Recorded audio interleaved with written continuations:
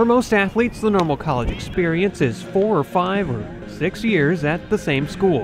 And then there's transfers. I think transfers are nice because they're an immediate experience impact. When you get one, it's not like you're bringing in a freshman. You're bringing in a kid that's played, a kid that's probably been successful at a lower level.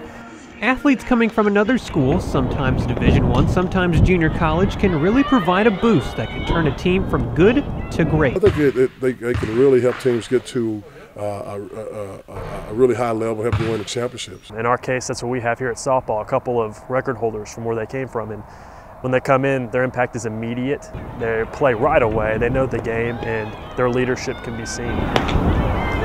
Most of the time, the reason for changing schools is usually gray, not black and white. And sometimes kids transfer for academic reasons, but most of the time it's because they're looking for a better fit for them softball-wise.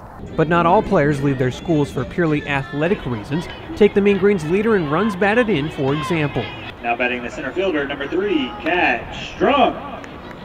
The junior moved in from NCTC because she's an interior design major, a degree that's hard to find and even harder to top UNT's program. I love softball, don't get me wrong, but my ultimate goal is to come out with a degree in something that I love. And for most of the players, getting an education is really what matters. You know, they understand that softball is a means by which to help get their education and enjoy their college life with it, but when it's all said and done with, it's about the degree and going on with a career. But not all sports are alike. Football and men's and women's basketball require transfers between Division I programs like North Texas to sit out a year from competing in games. But sometimes the year off can actually help a player. I mean, I needed it because I was going from playing tight end to playing receiver, so I needed to lose about 20 pounds. So I used that transfer year to get my body right. And then this past year was more of a getting back into the swing, playing the position again. And then I think I'm ready this year. Darius transferred from Texas after some promises made in his recruitment were broken. And although out of high school he couldn't foresee that he'd be changing schools, Darius has a positive outlook on his unexpected stop in Denton. When adversity strikes, what are you going to do about it? I'm excited to get the opportunity here. From the gridiron to the hardwood, there's another athlete who has a bright mindset on his time at UNT. It's what you make it. I mean, it's a challenge, so you have to step up every day and be ready to accept whatever comes your way. TJ Taylor was one of the top basketball stars out of high school and signed with Oklahoma, but he suffered a concussion that prevented him from ever playing. TJ then moved on to Paris Junior College and tried to follow Coach Benford to Marquette. Long story short, he went to Marquette for a couple of weeks. I got the job here, and he was not happy at Marquette, wanted to get back closer to home, and it worked out that he's here at North Texas, and I'm his coach now. So it's been 360, you know. That makes North Texas TJ's 4th school in 3 years. But he's not the only one on the team who has logged a lot of miles on his journey to UNT. Cullen Voss has traveled from Central Michigan to an Oklahoma junior college and now to North Texas. It's an adjustment. It took me a little bit to get back used to the speed again and whatnot, the speed of the game. Everything's faster, everything's more crisp. Cullen and TJ are just 2 of more than 400 Division I transfers in men's basketball each year. That's 36% more than any other sport. There you go. One reason for the large gap is the influence of the ultra-competitive amateur leagues that kids can start playing in as early as their 9th birthday. Those kids are moving from AAU team to AAU team, okay? Now you see kids moving from junior high to junior high. Then now you see, and also high school to high school.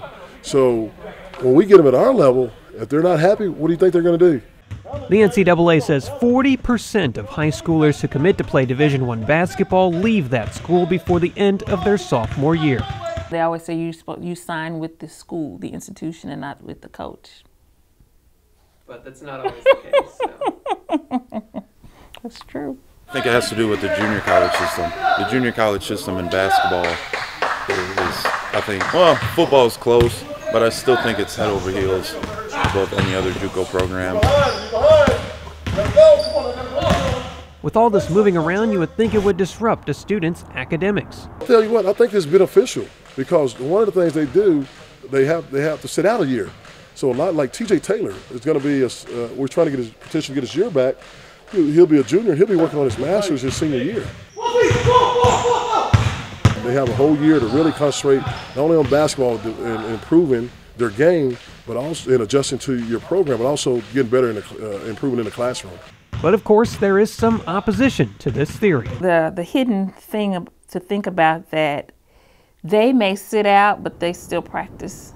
The only thing that they don't do is compete. So the hours that you put in for practice, they still do. And these transfers even go to home games.